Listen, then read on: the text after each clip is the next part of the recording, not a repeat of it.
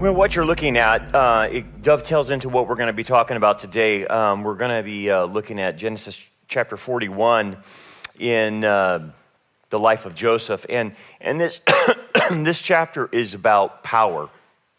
And it's about who wields it, what is the source of power, and how you cope with it, how you deal with it.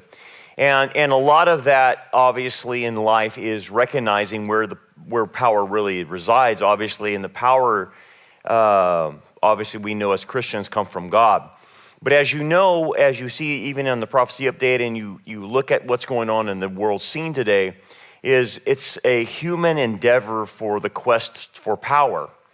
And you can achieve power in this world by your wealth. You can achieve power by your notoriety, your fame, what you're recognized for. And typically notoriety is coming from a certain talent. Sometimes it's coming from an intellect, a high IQ. Sometimes it's coming from looks, whatever it takes. But notoriety then gets you there. And then other ones climb their way to power by authority. They work their way up the ladder in whatever company they're at, whatever job they're at, and they work their way to get to that point where they have authority, and that authority gives them power. And these are the three main issues that you're seeing people strive for today. Sometimes they don't even know they're doing it, but the grasp for power, you have to understand, is very Luciferian. This is exactly what Satan wanted. He wanted power.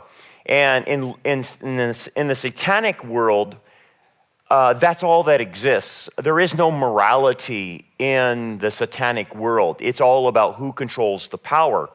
And if you look at how humans are dealing with things, you know, whether it's politics or local politics, or it's just the way people operate, they are following the Luciferian tactic of trying to gain as much power regardless of the morality in which they compromise with. Now, as an example of this power broker thing, you can see it all over society.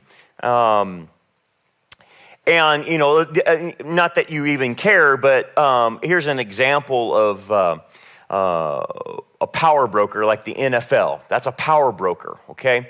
The NFL is about power, and they gain their power by money and notoriety. Well, I mean, like one of this article was talking about that they had 4 NFL teams play 2 games within 3 days of each other. And of course, the NFL players were all ticked off about this because they're like, "There's no rest, and you're putting us at risk." And not that you care about that, but the point is, the NFL didn't care about its players. The NFL just cares about ratings. It cares about money. It cares about revenue. It cares about all that. And you know, Christmas, Netflix was streaming NFL games, and it was like the highest streams ever because of that.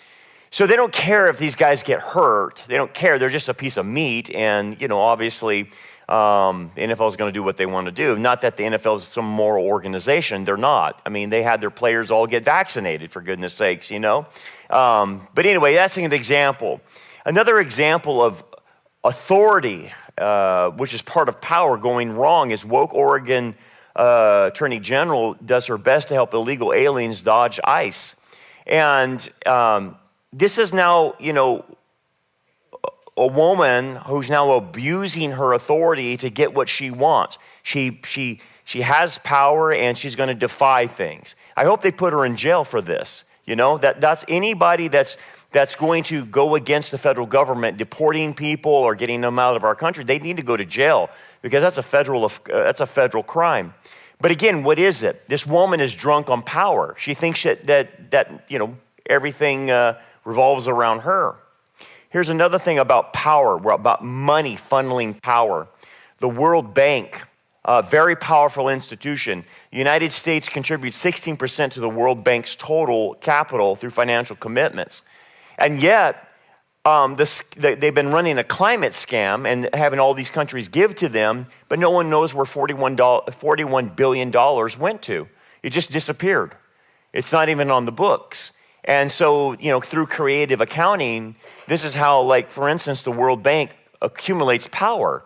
is by a climate hoax and us giving them money. I hope Trump gets us out of that. Obviously, the other power broker that you're probably aware of is the media. They've been trying to change the narrative on all kinds of things, right? And we've seen the media just go haywire in the last 10 years. And I hope the mainstream media people understand that they're dead now. I mean, they still function and stuff, but who listens to Joe Scarborough? Who listens to Joy Reid? Who listens to these people? They're crazy. But it's about power. And I was listening to Rachel Maddow. They said she's going to take a pay cut. You understand Rachel Maddow gets paid $30 million a year, and her pay cut was only $5 million, so she still gets $25 million. That's called power.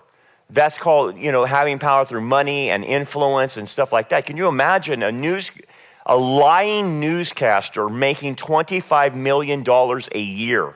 For what? All they do is lie? And then you have the power brokers in politics, right? Joe Biden regrets withdrawing from 2024, believes he could have defeated Trump. I mean, really? You understand that these people never give up. They don't retire. They're aged. They're decrepit. They can't think straight. They're mentally impaired. And yet they won't give up the ghost. They won't give up the quest for power. We have Nancy Pelosi in California that won't give up her quest for power. It's like, dude, why don't you, with all your money, go retire? But notice they don't retire because you know why? It's not enough, because they don't want to let go of the power. FBI scientist claims Biden regime silenced lab leak evidence linking COVID-19 to Wuhan facility. This is all about power. This is all about money, and you know it, right? This is all what this whole thing was about. And here's the thing. These people, to get power, the ends justify the means. And they are criminals, really. I mean, so Nancy Pelosi, is anyone going to bust her for insider trading? Or how about Biden's corruption? Or Hunter's laptop? Or Hillary's emails? Is anyone going to bust these people? They're in such powerful positions. That's why you have a two-tiered system of justice going on in the world. And then here's an abuse of power and authority with the Pope. This guy's off the rails, man. Even with Catholics, they don't even agree with him. So now he alleges that Israel is machine gunning the children of Gaza. So much cruelty. What are you talking about, man?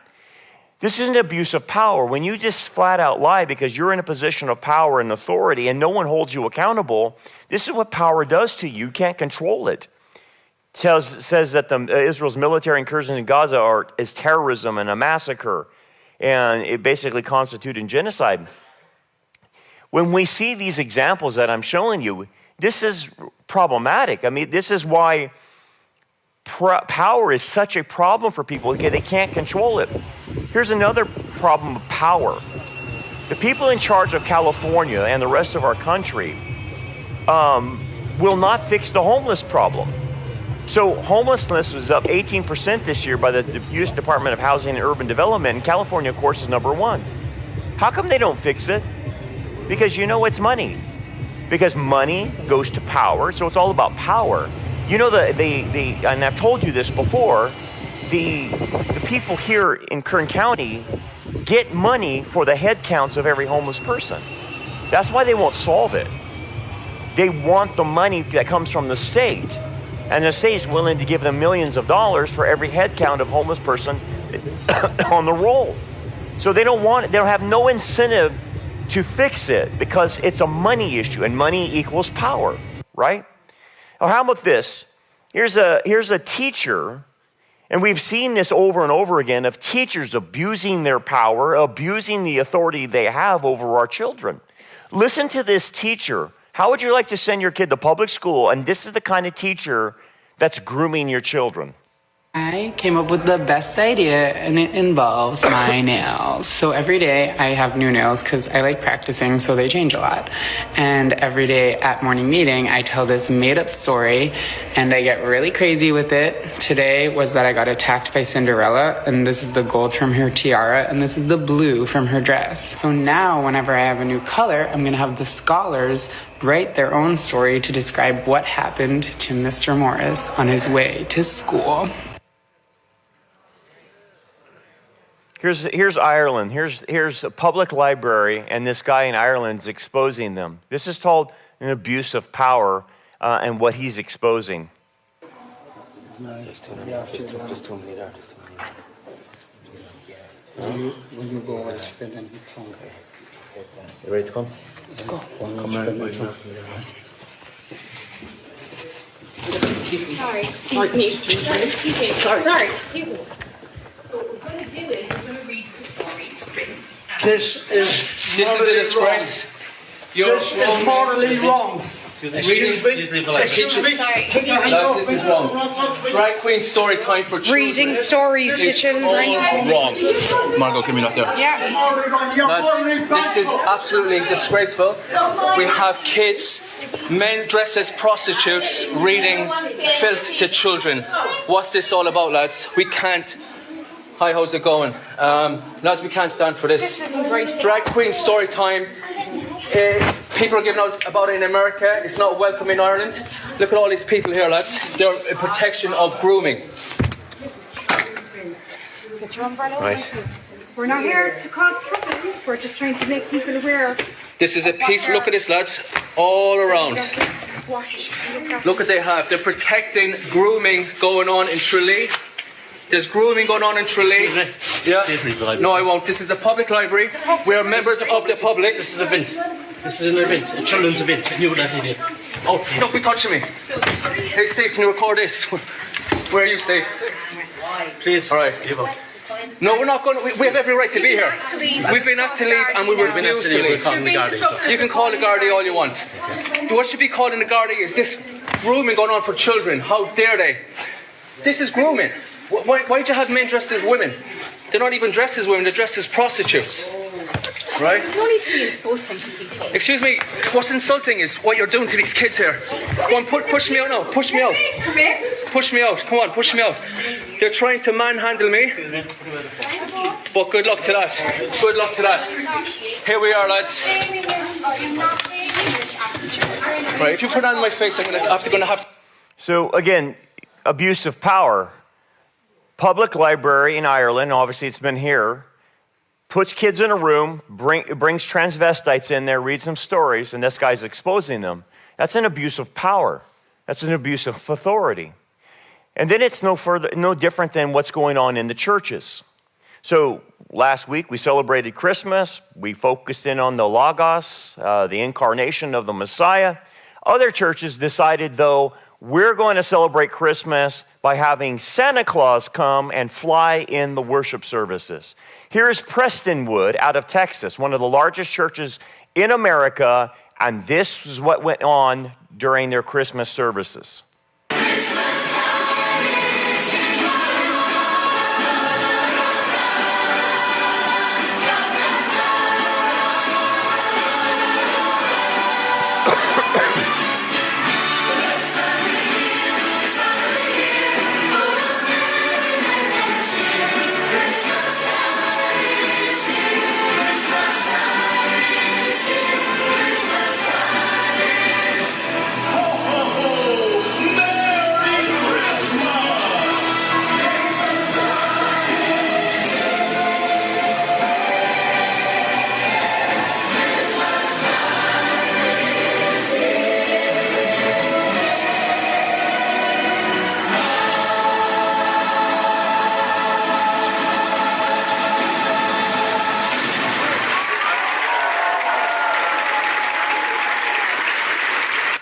I don't know what that has to do with the birth of Messiah.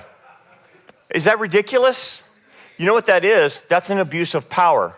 That's an abuse of authority. That's the pastor, whoever, it's Jack Graham. That's an abuse of power. You're supposed to be teaching about the Messiah, about the incarnation, and you're having Santa Claus ride a sleigh taken off with fireworks going on in the services. What is that? It's an abuse. Now, here's the thing. I give you that as a starter before we get into the text to show you how abusive power is and what happens when people just go after power and authority and money and wealth. You couldn't put on a Christmas production. You saw that Christmas without money. That's a Las Vegas show type of thing, right? You're having fireworks and you saw how big the stage is. You can't do that without money. That's an abuse of money. It's an abuse of power. Now, what you're going to see with Joseph, it's a power encounter with Pharaoh. Pharaoh is the most powerful guy on the planet at the time. Joseph is nobody, but yet he serves the most powerful being in the universe, which is God. And what you're going to see with Joseph and Pharaoh is a reversal of power. That God's the one in control, that God has the power, and you have to function under that rubric of power. As you can see in this kind of this hierarchy of how to understand power, and this is what Joseph understands, is the Lord is all-powerful. He's omnipotent, okay? But that power comes through the funnel or the filter of God's love and truth. So it's power that's balanced with love and truth. This is the only way power works. This is why humans can't control it, because humans don't typically love correctly and don't practice the truth. You think Nancy Pelosi practices the truth? You think Joe Biden practices the truth? Do you think that the public library grooming children is practicing love? Or do you think the gay teacher who's grooming the kids with his nails painted is practicing love? No, it's just simply power. So when you see what happens with God, power comes from love and truth. And then that power goes out and does give wealth, does give notoriety, and does give authority. Now, here's the thing. The wealth and the notoriety and authority that is delegated from God is handled by people who understand this system. So what happens is Joseph is now going to become second in command in Egypt. He'll become the second most powerful individual on the planet. But it's because when wealth comes to Joseph, he knows how to handle wealth because he understands the structure. When notoriety comes to Joseph, he will handle it correctly because he knows where the structure is, how it's built. And when authority gets to Joseph, he will handle it properly because he understands he is under God's power, that wealth, notoriety, and authority all stem from God. This is what Jesus said to Pilate. You would have no power over me had it not been given to you from above. Notoriety and authority and wealth are not bad in of themselves. It's how the person handles it, okay? So if you are in a powerful position of authority or money or notoriety, it better be for the right things. It better be under the rubric of God. And that's how Joseph functions, okay? And that's how Abraham functioned. Abraham had all three, and he functioned correctly. So let's go to the reversal of the power. So it's going to come through a dream. Joseph is the interpreter of the dreams. So I'm going to take my time through this. And by the way, I'm going to get into archaeology. I'm going to get into the history of this a little bit. So for you history and archaeology buffs, you'll see a lot here. Then it came to pass at the end of 2 full years, so Joseph's been in prison 13 years, that Pharaoh had a dream. So Pharaoh is the most powerful individual on the planet. So think about the power structure, okay? And what's happening is God is going to show Pharaoh, you're not in control. Now, the good thing is this Pharaoh will react properly to the power being shown to him, okay, which is a good thing. The Pharaoh in Moses' day won't. And behold, he stood by the river. The river obviously is the Nile, the lifeblood of Egypt. The river Nile represents the economy of Israel. Now, if you want to show someone they're not in control, if you want to show a nation that you're really not in control, that God's in control, you hit them in their economy. And what's happening to our economy for the last 4 years? We got hit hardcore. And we hope Trump can reverse some of this, but we are destroyed because of what Biden did to our economy, okay? Again, if you take a step back, what is that? It is sometimes a judgment from God when the economy of a nation goes in the tank, okay? Stood by the river, and suddenly there came up out of the river 7 cows, fine looking and fat, and they fed in the meadow. So the idea, this is very natural to what would happen in Egypt when it was hot. the livestock would go into the Nile and soak themselves in the Nile. So he sees the livestock going into the Nile and then coming out. So it represents the economy, right? Represents food, all that stuff. Then behold, 7 other cows came up after them out of the river, ugly and gaunt, and stood by the other cows on the bank. And the ugly and gaunt cows ate up the 7 fine-looking fat cows. So Pharaoh awoke, he slept and dreamed a second time. So he awoke, and now another dream is going to hit him. Now the reason it's twice is God's going to emphasize that this is not an accident. I am trying to tell you something that you might be the most powerful man on the planet, but I'm going to reverse the fortune right now. And if you obey me and do what I tell you to do, then you will retain your power. And if you don't, I will take away your power. And suddenly 7 heads of grain came up on one stalk, plump and good. Then behold, 7 thin heads, blighted by the east wind, the sharav or the khamsin, which is the east wind that would come from the desert, sprang up after them. And the 7 thin heads devoured the 7 plump and full heads. So Pharaoh awoke, and indeed it was a dream. Now it came to pass in the morning that his spirit was troubled, and he sent and called for all the magicians of Egypt and all its wise men. So he's going to the priests and really the magi. Really, this is kind of the idea of the magi in Babylon, is that kind of idea that these are the occultists. These are those who are necromancers. These are those who are tapped into the demonic, tapped into the fallen angel world. And they do receive revelation from the demonic. And here's how it works. You have to understand something. This is what we call in theology terms a power encounter. So in the occult, typically you will have fortune tellers, necromancers, or mediums that will predict the future. And they're doing it because they're channeling demons. And the demons are giving them information.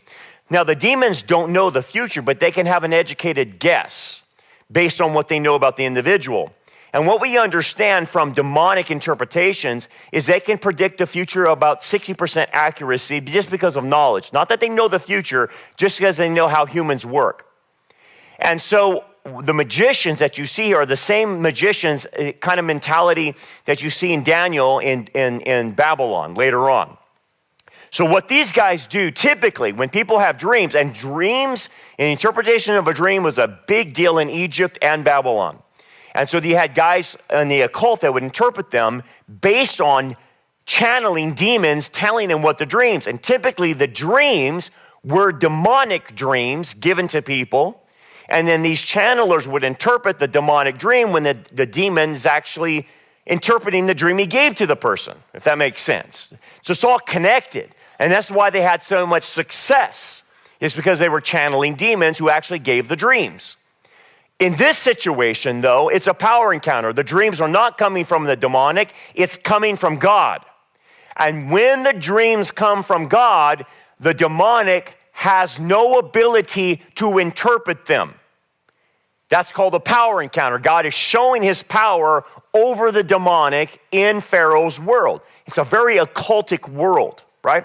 And I've seen that with a lot of people too. They will be steeped in the occult, steeped in Satanism, steeped in witchcraft, and all of a sudden God does a power encounter and invades the spiritual reality of that person and shows them the truth. So that's what's going on here. And Pharaoh told them his dreams, but there was no one who could interpret them for them. So the demons they're channeling can't do it. So now he's at a loss.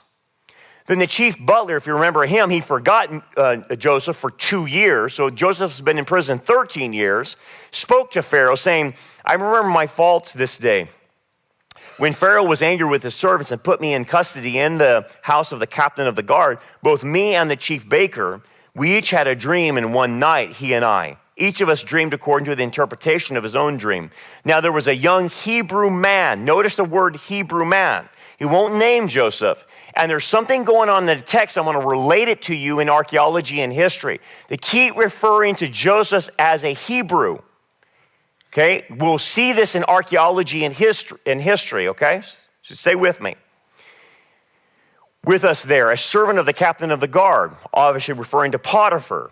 And we told him, and he interpreted our dreams for us. To each man he interpreted according to his own dream. And it came to pass just as he interpreted for us, so it happened. He restored me to my office, and he hanged him, referring to the other guy.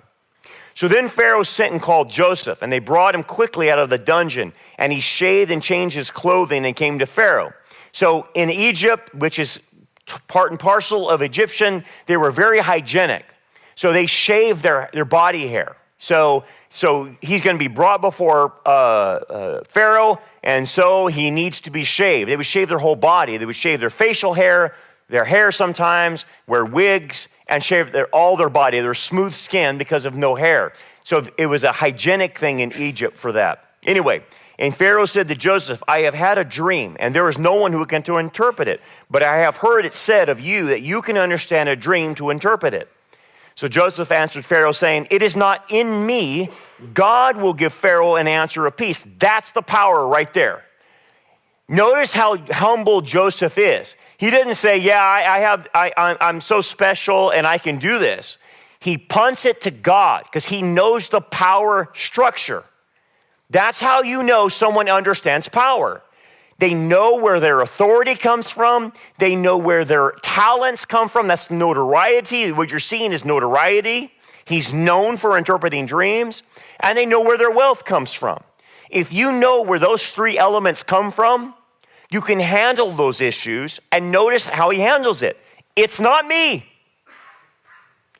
If you think you're sitting here on a Sunday morning that you're a self-made person, you're out of your mind. You are not a self-made person. God made you. Are you responsible to what he gave you? Of course you are. But the talents you have, the job you have, the businesses you run, the positions you have, the authority that you have, the money you have, it all comes from God. And if you don't understand that, you will not be able to handle power. It will destroy you. And that's a basis of what you're seeing with Joseph. He knows how to handle power given to him. The talent of interpreting dreams. He says, it's not me, it's God. Then Pharaoh said to Joseph, behold, in my dream I stood on the bank of the river, and suddenly 7 cows came up out of the river, fine looking and fat, and they fed in the meadow. Then behold, 7 other cows came up after them, poor and very ugly and gaunt, such ugliness that I've never seen in the land of Egypt. That's right, it's unprecedented. And the gaunt and ugly cows ate up the first 7, the fat cows. When he had eaten them up, no one would have known that they had eaten them, for they were just as ugly as the beginning, so I awoke. I also saw in my dream, and suddenly 7 heads of one stalk, full and good. Then behold, 7 heads, withered thin, blighted by the east wind, sprang up after them, and the thin heads devoured the 7 good heads. So I told this to the magicians, but there was no one who can explain it to me. That's right, because this is coming from God, not from the occult. Then Joseph said to Pharaoh, the dreams of Pharaoh are one. God has shown Pharaoh what he's about to do. The 7 good cows are 7 years, and the 7 good heads are 7 years. The dreams are one. And the 7 thin and ugly cows which came up after them are 7 years. And the 7 empty heads blighted by the east wind are 7 years of famine. This is the thing which I have spoken to Pharaoh. God has shown Pharaoh, not Joseph, God. God is the one doing this with the power. God has shown Pharaoh what he is about to do. So what Joseph is telling Pharaoh, this is interesting. He is saying, you're not in control. The God I serve is in control. And he is telling you, you're going to have 7 years of plenty and 7 years of famine. Telling Pharaoh, the Nile God is not in control. Yahweh is. He controls what's going on in your economy. So this is a power encounter. Now, the great thing about this is a great example of a Gentile ruler that complies.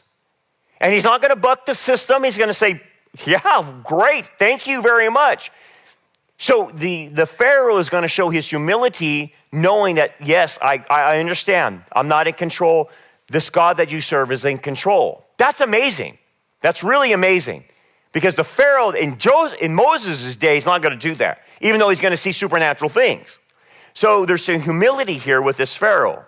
So he says, indeed, 7 years of great plenty will come through all the land of Egypt, but after them 7 years of famine will arise, and all plenty will be forgotten in the land of Egypt, and the famine will deplete the land. So the plenty will not be known in the land because of the famine following, for it will be very severe.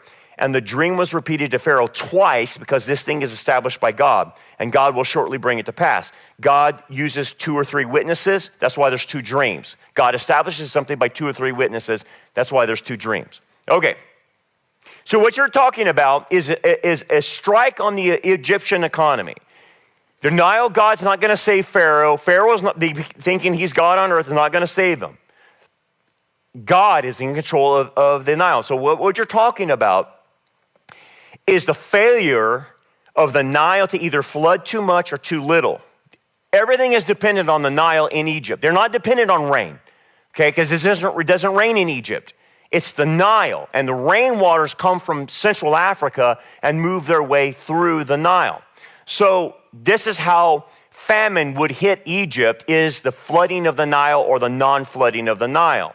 Now, let me go to a documentary here from Patterns of Evidence so you can understand this.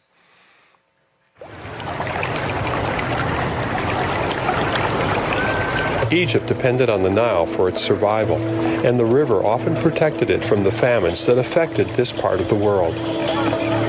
The prospect of starvation was a great concern for all in the ancient world, and the Bible's account of Joseph and the arrival of the Israelites features a particularly severe 7-year famine.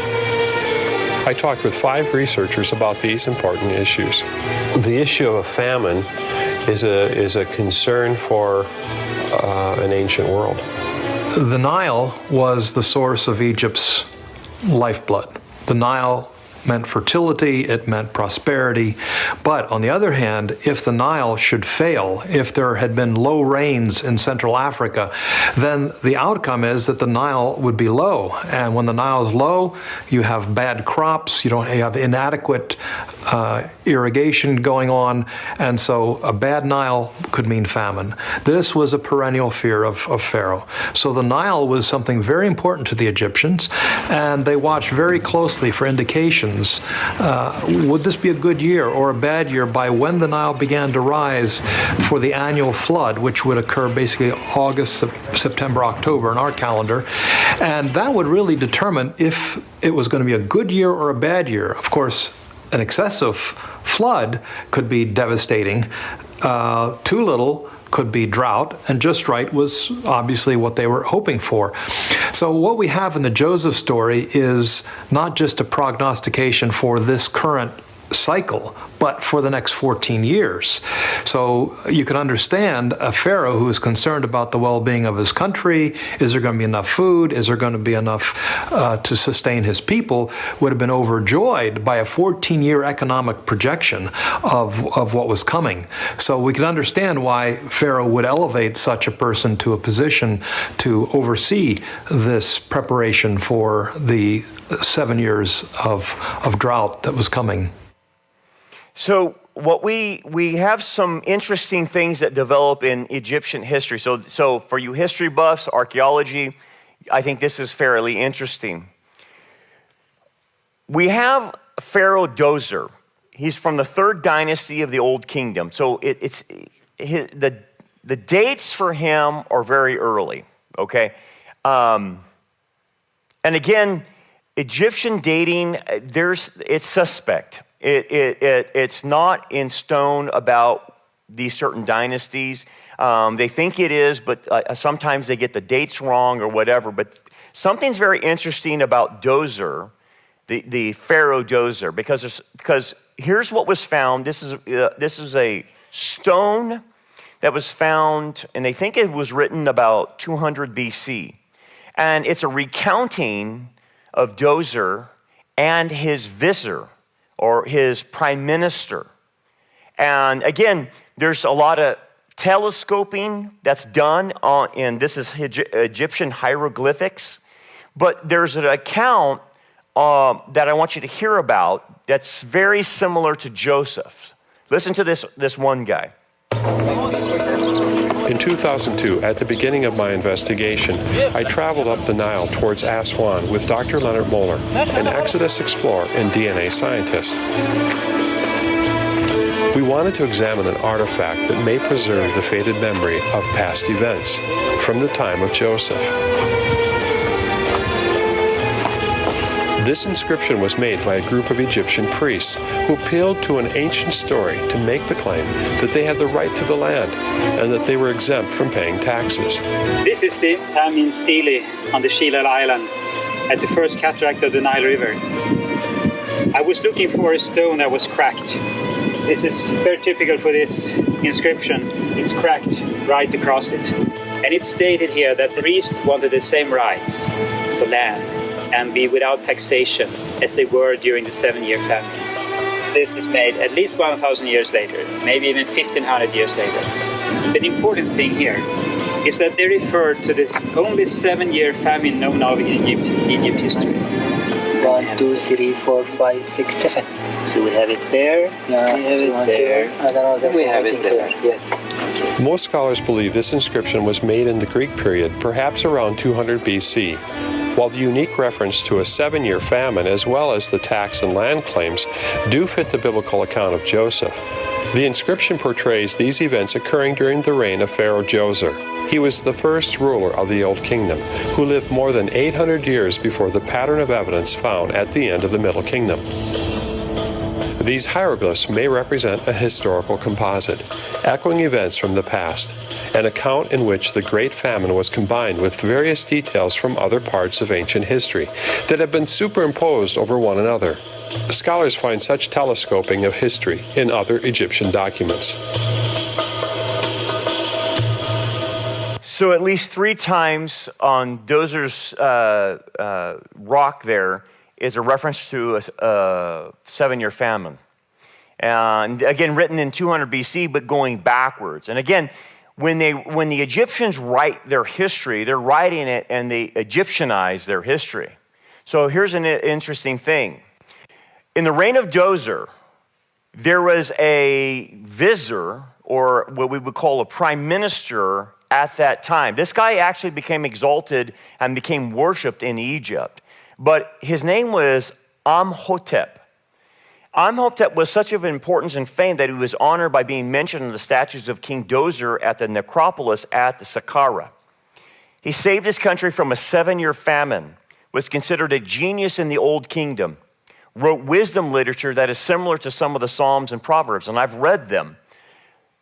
Some of what this guy wrote, Amhotep, is almost parallel with multiple Psalms in your Bible and multiple Proverbs in your Bible. It's unbelievable. And when you read the two, he wrote wisdom literature, like I said. The base of the statue of Pharaoh Djoser was inscribed Amhotep, chancellor of the king of Lower Egypt, chief under the king, administrator of the great palace, hereditary lord, high priest of Heliopolis. By the way, that's who the priest of Heliopolis is who he married his daughter, by the way. Amhotep, he was a builder, a sculptor, and a maker of stone vases that are still there today. The vizier Amhotep was appointed second in command under Djoser's reign. He was also considered a great physician and a great architect. He designed the first step pyramid complex at Saqqara that included a wall-in center which contained huge grain bins. So, interesting enough, this is on the inscription of Amhotep. And this is an English translation of this. I asked him who was the chamberlain, Amhotep, the son of Ptah, what is the birthplace of the Nile? Who is the god there? Who is the god? Amhotep answers, I need the guidance of him who presides over the fowling net. Now again, this is written from an Egyptian standpoint, but it is a picture in the hieroglyphs of Pharaoh asking Amhotep, what's going on with the Nile? Who's the birthplace of the Nile? Are you in touch with that God? And Amhotep is saying, I will talk to you and get guidance from him. Now you can see an element of truth in that corruption. That's exactly what Joseph did. I will go to God. He will give me the interpretation of the dream about what's getting ready to happen. Amenhotep answers Pharaoh about the god of the Nile and tells him where he lives. The Nile god Khnum revealed himself to him in a dream and promised the Nile would pour forth her waters and the land would yield abundantly for 7 years. After 7 years, a drought. So again, it's Egyptian. It's reversed the 7 years, but it's this Hoptep going to this particular god, getting the information, and coming back, there's going to be 7 years of plenty and 7 years of famine. It's reversed, but you can see the corruption of the original story that comes from Genesis. So Gozer's promise to the Nile god, Khnum, in which the people were to be taxed 1/10 of everything except for the priests of the house of the god who would be exempted. Now this is interesting. It changes it. It's actually 1/5. Joseph will charge 20%. And notice that the house of the god, the priests are exempt. You'll see this in Genesis 47. The priests are exempt from the taxation that Joseph puts out on everybody in Egypt. So you can see there's the hints of the original story from Genesis that has been corrupted on this Egyptian hieroglyph. This is Saqqara. This is the first step pyramid, not made of bricks out of mud, but out of stones that were cut. If this Amenhotep is Joseph, then this is the pyramid Joseph built for this Pharaoh. The interesting thing is it's very complicated. It shows you that if this is Joseph, that Joseph is like an engineer, architect type of guy because he's the one who designed it. Amenhotep designed this. And it's, again, the first step pyramid that you can see if you go there today.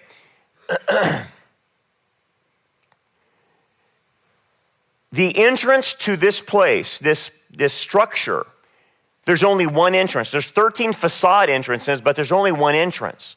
Why is that important? Well, if all of Egypt is coming to one place to get grain, you got to have just one entrance. You can't have multiple entrances. You have to have an entrance, and then you have to have an exit. This place has one entrance. And you go through these columns. And in these columns, you can see the elaboration of this right here, but in these columns is where you would have done business to get your grain. So inside each column is a little cutout, and the guy would have a table, and you would come through these columns and meet with a guy, and you would purchase your grain through this area to get your grain. Now, again, we know that Joseph stored up the grain of Egypt for 7 years. It appears, and again, it's all theory, but it seems like the evidence is that Saqqara became a central mecca of where people came to get grain. I'll show you the granaries later on. There are huge granaries, massive granaries at this site.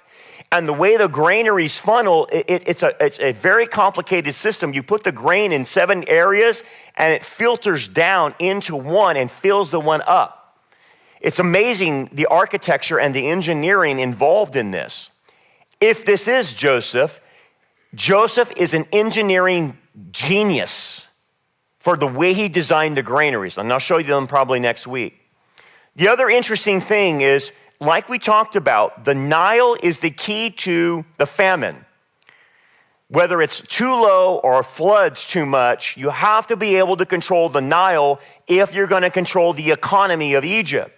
Interesting enough, along the Nile is a canal that goes all the way up to Fayum and it empties into a lake. It's called the waterway of Joseph, Bar Yosef, that goes to the Fayum Basin. And you can see the Nile Delta, and you can see Fayum on the left-hand side in the green, and then on the right-hand side, I have it in yellow. This is the canal that's called the Canal of Joseph. So if you're going to control the Nile, you have to control the floodwater. You can't have it overflood.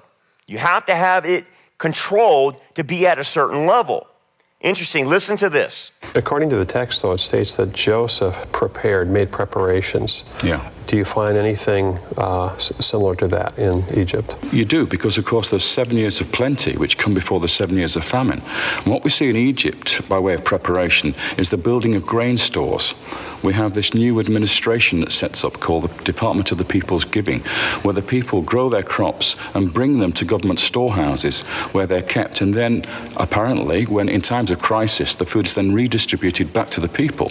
This Department of the People's Giving is exactly like the Joseph story. I understand there's an interesting canal that actually has a similar association. That's right. There's a canal or a cutting, a waterway that connects the Nile to the Fayum Basin. This is a large lake area, which has the name Bahr Yosef, which means the waterway of Joseph. And this goes back thousands of years as far as we can tell. Fascinating. So there's actually a canal that has the very name of Joseph. Why do you think that canal has that name?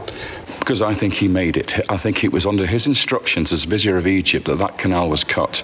And it was cut to divert half the water from the Nile into the Fayum Basin to protect the Nile Delta and the capital from excessive flooding. So what you're suggesting is that Joseph knew about these floods that would wipe out the cropland, and he prepared by creating a canal to siphon off the water. Reduce the water by half and you get back to the land of plenty again. If all the water comes down, then you have this disaster. But if you reduce it by half by diverting half the water, you then get back to the situation where the water levels are just right for growing crops. Is that canal still, can you see it today? It's still in use today. Oh, really? Yeah, absolutely. It's still in use today. So here's a picture of what would happen as you divert the water. The region that saw the most investment by these pharaohs is now known as the Fayum, but back then was known as the Tarsher, which means land of the lakes. This name comes from the fact that the region lay in a depression that was filled up with water whenever the Nile overflooded, creating many lakes. This made the region so lush that numerous groups of people came from the surrounding arid plateaus to settle, attracted by the abundant game and grasses. As such, many a pharaoh tried to take advantage of this land and built many irrigation systems in the Fayum. Nevertheless, it is believed that during the reign of Amenemhat III in the 19th century BCE, a canal linking the Nile to the Fayum was opened. This canal would branch off from the Nile in the city of Asiut. From there, it would follow the previously mentioned depression, although now expanded, flowing parallel to the Nile for hundreds of kilometers until it reached the city of Lahun, where stood a dam which served as a regulatory station for the canal. There, the waterway would either be closed or opened, depending on the time of the year. When the dam's sluices were closed in January, the waterways would be drained and cleared in order to be ready for the year's flood. Officially, after crossing this dam, one would find themselves in the Fayum proper, where the remainder of the canal would discharge into the Lake Moiris, which, during the flood season, was estimated to double in size, providing the Egyptians with 27,000 new acres of farmland. Nowadays, this canal is known as the Bahr Yusuf, but to the Greeks, it was known as the Diarrhix Megale, the Great Canal. This title is well justified, as its construction revolutionized the Fayum for millennia to come, still being used to this very day as an important irrigation system. So here's some pictures of the canal. This is Joseph's canal. And if we're on the target, this canal still exists today from the time of Joseph. And it's a pretty large canal, as you can see. It diverts a lot of the water.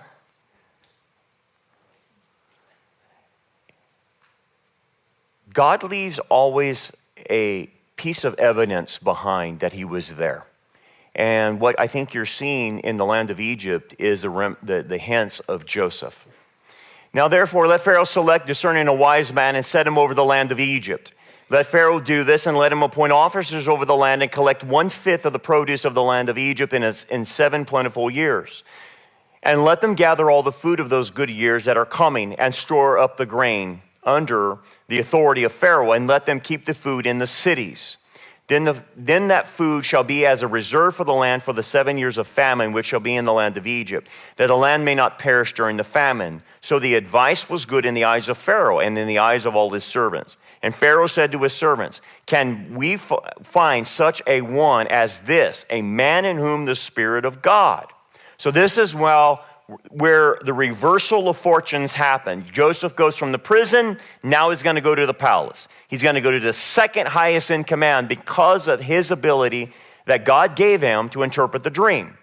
And again, what does God do? The whole point about power, Pharaoh's the most powerful man on earth, but he's not more powerful than God. And God now is going to put his lowliest servant who can handle power in the second highest position over Egypt because of the ability to interpret the dream. So it's a reversal of fortunes. So here's the thing, before I move on any further. God has predicted a 14-year economic plan. 7 years of plenty, 7 years of drought. But what happens is a principle. Notice what Joseph is about to do. He is saying, here's what you need to do. Because this is going to go down, you need to collect grain and store it for the first 7 years. And then when you sell it during the famine, you need to sell it and profit from it. And you will then be able to own basically all of the world because of this. You will amass power, you will amass wealth by doing this. And we're going to tax everybody by 20% of their grain in order to do this and make this happen. What is that? That is being responsible to the revelation that God shows. God says, this is going to happen. And Joseph doesn't say, well, there's nothing we can do here. I guess we're going to have to sit and just ride this one through. No, he doesn't. He then gives Pharaoh advice. Here's how you're going to survive if this is what's going to happen. It is responsibility to prophecy. Okay? So again, let me give you an example. We know that things will continue to get worse in this world. It's prophesied. It doesn't get better, it gets worse. So does that mean I throw up my hands and surrender and wave the white towel and say, whatever will be, will be? No. That means I'm responsible, even though I know it's going to get bad, I'm responsible to be salt and light. So I have to do something in reaction to the revelation that has been given to me. If I know that all of the world is going to come against Israel, do I just let it happen? No. I take a pro-Israel stance and I protect Israel as much as I can. If I know the church is going to go into the tank as predicted, do I just let it happen? No. I become responsible to maintain some sanity while everyone else goes down the tank, right? And that's the same with you, because people say, well, you know, Brandon, it's predicted that everything goes bad. There's a one world government coming. They go digital currency. Yeah, I know, but that doesn't mean you surrender. That means you fight.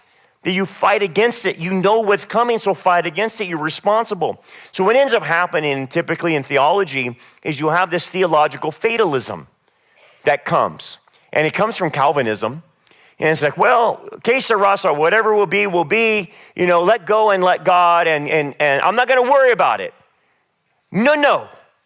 That's the wrong attitude. That's fatalism. That's pagan fatalism. If God tells you something's going to happen, you are responsible for that information. And that's what Joseph is illustrating to us. He's saying, wait a second, we got to do something here. If God's telling you it's going to do, you're going to have to store grain. You're going to have to prepare for a rainy day. You're going to have to save. Oh, yeah. Do not ever go into the mode of pagan fatalism and be irresponsible with your life. That's not how God expects you to do anything. Then Pharaoh said to Joseph, inasmuch as God has shown you all of this, there is no one as discerning and wise as you. You shall be over my house, and all my people shall be ruled according to your word. Only in regard to the throne will I be greater than you. And Pharaoh said to Joseph, see, I have set you over the land of Egypt. This is interesting. Here's another piece of history. I think that's very interesting and coincides with what's going on with Joseph. Joseph arrives in Egypt and he's dealing with this Pharaoh, but this Pharaoh is not Egyptian. This Pharaoh, this is the period of time called the Hyksos. They are Semitic pharaohs that have taken over Egypt at this period of time. They're not Egyptian. And they're called the king shepherds. From about 1650 to 1550 BC is when they rule in Egypt. They're Semitic. This is interesting. And then by 1500 BC, they are expelled out of Egypt en masse. All of them leave en masse about 1500 BC. What does that sound like? It sounds like the Exodus to me. And when this Pharaoh that doesn't know Joseph in Moses' time is a non-Hyksos. So, interesting enough, Joseph gets into Egypt at the time where Pharaoh is a Hyksos. He's Semitic, and Joseph is a Semite as well. The concept of a Jewish not understood at this point in time. What's understood is, are you Semitic? Do you come from Syria? Do you come from Haran? Do you come from Cana? So the Hyksos come from Cana. And therefore, it appears that this Pharaoh is sympathetic to Joseph based on ethnicity.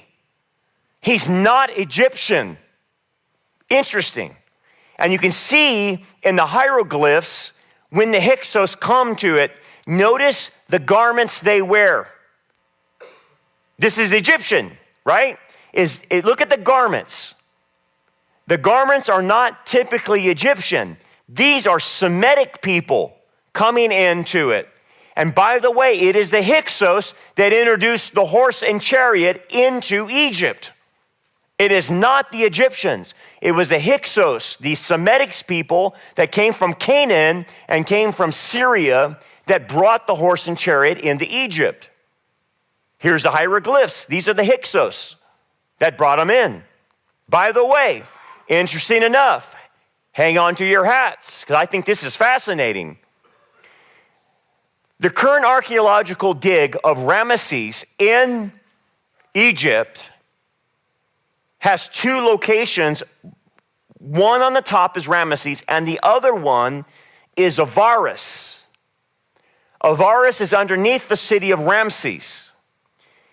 The seat of power of the Hyksos is in Avaris. If you can look at the Nile Delta and you see the yellow circle, that is where Avaris is. It's called the land of Goshen. It's where it's at. This is where Avaris is.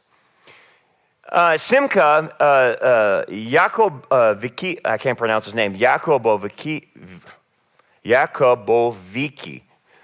said this: Joseph is repeatedly called the Hebrew. Remember, I noted that in the text. There was a Hebrew in prison. Remember they said that? Ivri in the Hebrew language. He is also repeatedly and curiously called Ha'ish, the man. In other words, the word Avaris may very well be related to Joseph, the Ish Ivri, or the Hebrew man, which gives you the name Avarish or Avaris. This is what Avaris looked like. Notice the buildings are non-Egyptian. This is from 3D archaeological remains of Avaris. These buildings are Syrian. They are Canaanite types of buildings. Look at this. That's not Egyptian. It reminds me of Israel, doesn't it? It reminds me of Syria. It reminds me of other types of people. And yet, this was the center of power in Egypt at the time. Look at this house. This is a typical Canaanite house in Avaris. But guess what?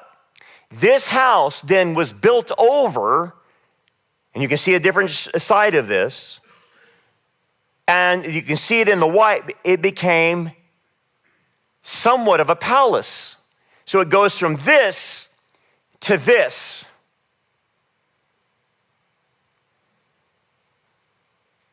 All of a sudden, this looks like this is not an Egyptian that's living there. It's very Semitic, but yet it's a palace for somebody in Avaris. That's very, very important. By the way, here's the side view of the backyard. The backyard of this palace has graves, which is non-Egyptian. Egyptians buried their dead outside of the city. These individuals buried in their backyard. In this palace's backyard are monuments or graves of individuals. Notice how many graves there are. Count them up. There's 12. There's 12 graves in this guy's backyard. Notice this grave. It is a pyramid structure, but it's Semitic. It's Semitic, and it's not a pharaoh, but it's someone very, very important. Inside the grave was found this head. This is a non-Egyptian haircut. It is a mushroom haircut, which was known to be Semitic during the period of time. This was the fashion of not the Egyptians, but the Semites. The mushroom haircut. The statue that was found inside this tomb is an individual that has a mushroom haircut and his skin color is yellow, which is how the Egyptians painted Semite people who are white. They painted them with the color yellow in their skin color. Notice the coat on this individual. Notice in his left hand, he's almost like it's a boomerang type of thing that he's holding, which indicates he's in charge. But yet he is not Egyptian. He is wearing a Semitic coat of many colors. He has red hair.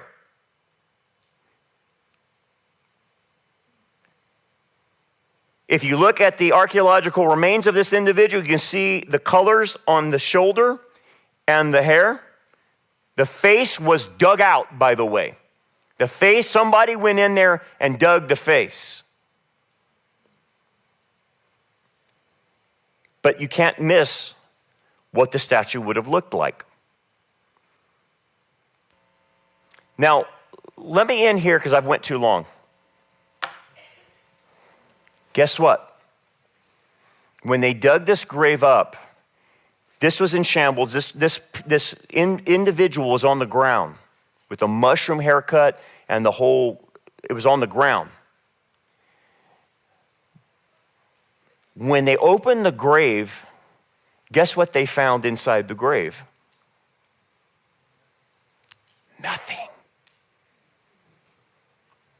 There's no body in this monument of this Semite with red hair, with a coat of many colors that's wearing a Semite type of coat. Why is there no bones in this guy's grave? What's the rest of the story that you know?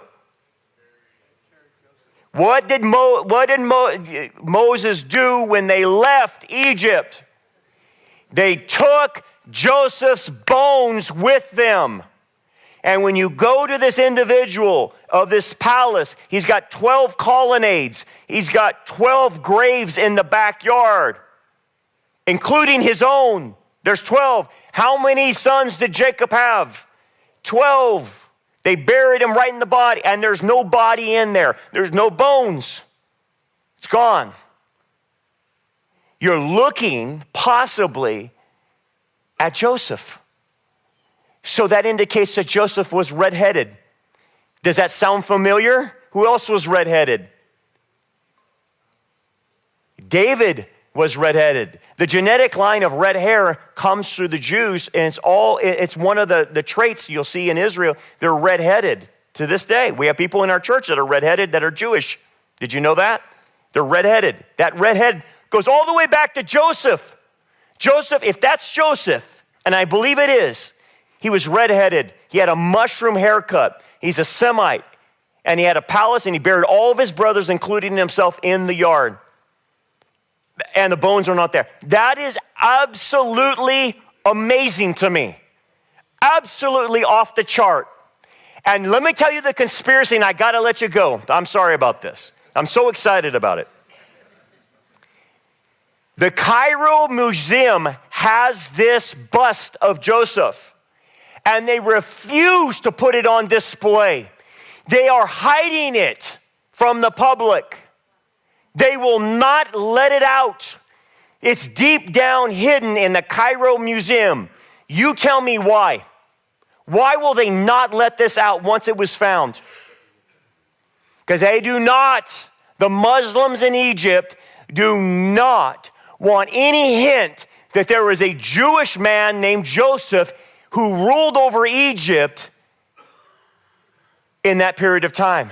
They refuse to talk about the history of the Israelites being in Egypt. And here it is, staring them right in the face, and they're hiding Joseph's statue. Isn't that amazing? But here's the thing. You can't hide the Word of God. Because the Word of God says he was in Joseph. You saw the canal that Joseph built. It's with us to this day. You saw the engineering feat. It's still with us to this day. Joseph was an amazing individual. He was off the chart intelligent. He was handsome. But you know what? Here's the thing. He controlled the power that God gave him. You know why? Because he knew where the power came from. And that is the only way he handled it. Let's learn that lesson from Joseph. Let's pray. Father, thank you, Lord, for what we can understand about Joseph's life and what he did. And the archaeology, the history is all full of the evidence that you were working through him in Egypt. An amazing, amazing thing, Father, that increases our faith. But help us to be like Joseph, to understand that you have all the power, that anything that we have, money, power, wealth, whatever authority, derives from you. And help us to use it wisely, Father. We pray in Jesus' name, amen.